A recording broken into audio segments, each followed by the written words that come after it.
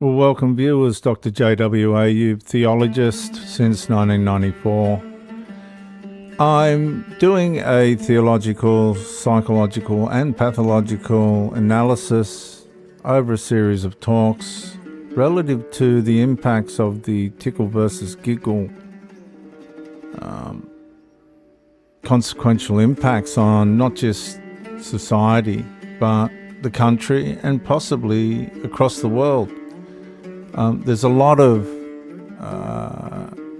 invisible abuse going on here. It's not just invisible. It's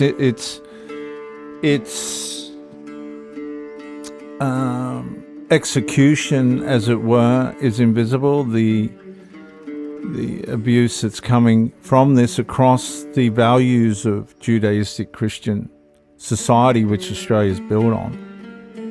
The mental abuse that it's having upon people who are angry about this. Look, if you want to be a cat or a horse or whatever, you go do that, but do it in your space. But nevertheless, all that aside, the divine confrontation against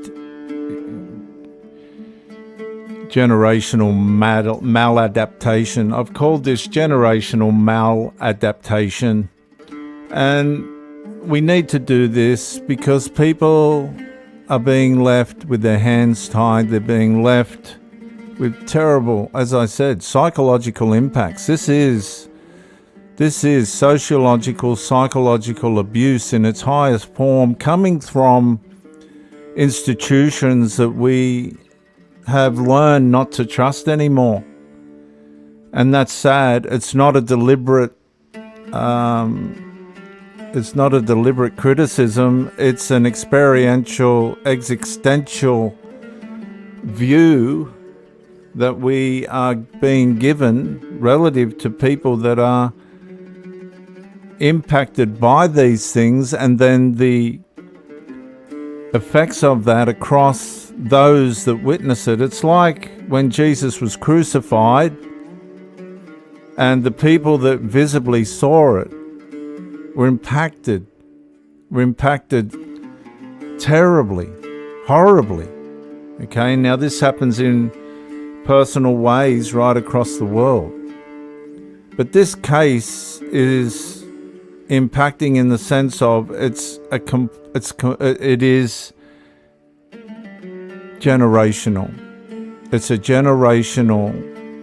It's permission for generational maladaptation. And so this is called the divine confrontation against generational maladaptation, because judicial systems are supposed to navigate these things based on divine principles. But that's slipping away like it has in historical records where civilizations crashed. Nobody seems to know why. I can tell you why. Integrity was lost. As soon as integrity gets lost, micro-incrementally, it bleeds through from the top down into the societies until nothing's left. And I think the desperation among people that I've watched respond to this is fear that that's happening to us. Because if you really want to be honest about it, looking at political behaviour and now the behaviour of the justice system across many different fronts over the last 5 years, it would be fair to say that Australia has become, is not becoming, but has become, by way of virtue and value, a third world country.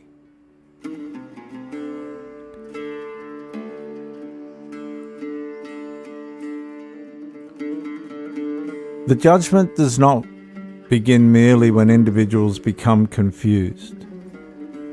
It begins when institutions start protecting confusion as virtue. And that is the deeper confrontation now forming across modern civilization, and particularly where I live, Australia. Not isolated dysfunction, generational maladaptation. I'm going to say that again. Generational maladaptation. Children inherit instability before they possess the psychological maturity to evaluate it. Schools teach identity before identity is developmentally formed. Institutions reward emotional subjectivity above embodied reality. Language becomes emotionally negotiable. Boundaries become morally suspicious. And biology becomes politically conditioned. And entire generations slowly adapt themselves to instability while being told the instability represents progress, and it doesn't. Viewers, that is not liberation. That is civilization conditioning towards catastrophe. I'm going to say it again. It's civilizational conditioning towards catastrophe. The catastrophe intensifies because institutional systems no longer merely tolerate maladaptation, they reinforce it. Media normalizes it. Education embeds it. Corporations monetize it. Courts legally protect it. And governments administratively operationalize it. And the result is a generation increasingly disconnected from embodiment, permanence, identity stability, family continuity, moral coherence, and psychological resilience. That is the divine confrontation forming beneath modern institutional culture.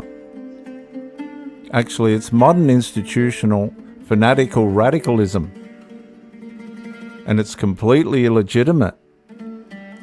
Because God does not merely judge individual behavior.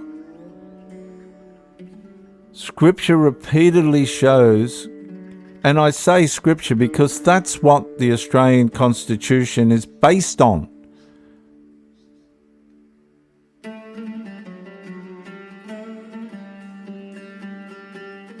Let's not forget, Australia is where it is because of Christian Judaistic fundamental values. Scripture repeatedly shows God confronting corrupt kings, corrupt priesthoods, corrupt courts, corrupt nations, corrupt systems teaching disorder as righteousness. The prophetic pattern remains consistent. When leadership structures institutionalize confusion, judgment eventually moves through the civilization itself, and it's usually catastrophic. Not because reality becomes hateful, but because reality cannot indefinitely be violated without consequence. The catastrophe is already visible. Anxiety escalates, identity fractures multiply, family cohesion weakens, birth rates collapse, trust in institutions deteriorates, and psychological instability spreads. And I think we can tick all of those for Australia.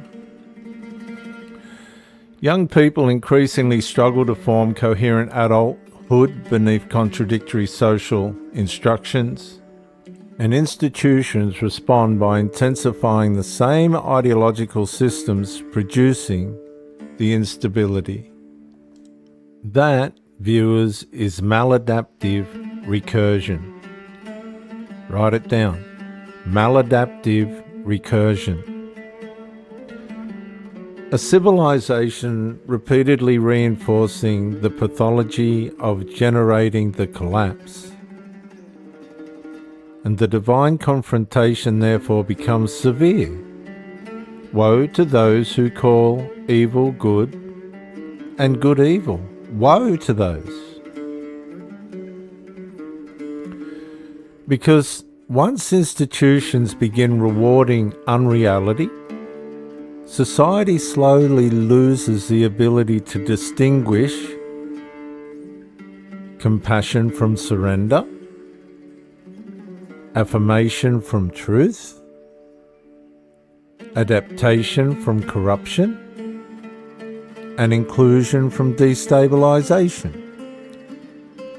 And the institutional tragedy is not merely moral, it's structural. A system detached from reality eventually loses integrity internally. Courts lose credibility, schools lose trust, media loses authority, and governments lose legitimacy. The public outwardly complies while inwardly disconnecting from the institutions themselves. And we can look at an event that happened over a few years ago, and if you didn't comply, you lost everything. I won't say what it was, but many of you will all know what it was. If you did not comply, you lost everything. And that's how civilizations hollow out psychologically before they collapse politically. The divine warning is therefore not primitive rage. It is reality confronting rebellion, viewers.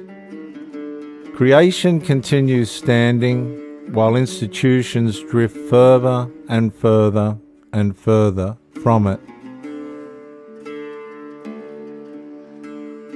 Male and female remain embodied realities while systems increasingly attempt to administratively renegotiate them.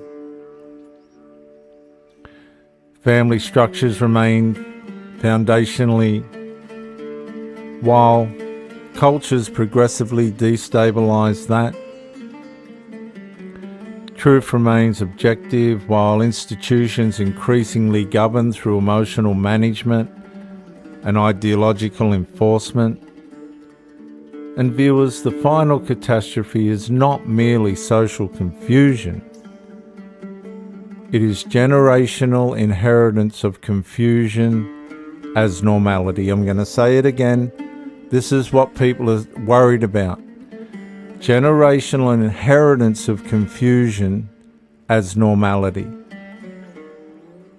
Because a civilization teaching its children to distrust reality eventually produces adults incapable of sustaining civilization itself, because there is no reality.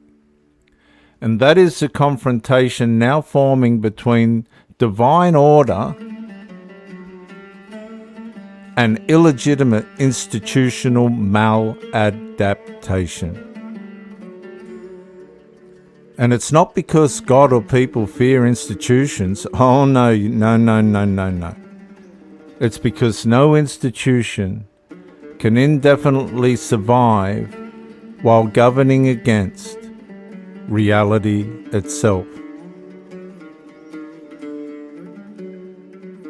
I'm Dr. JWA, theologist, since 1994. Like, subscribe, comment to educate me, and share to help somebody else. Bye for now.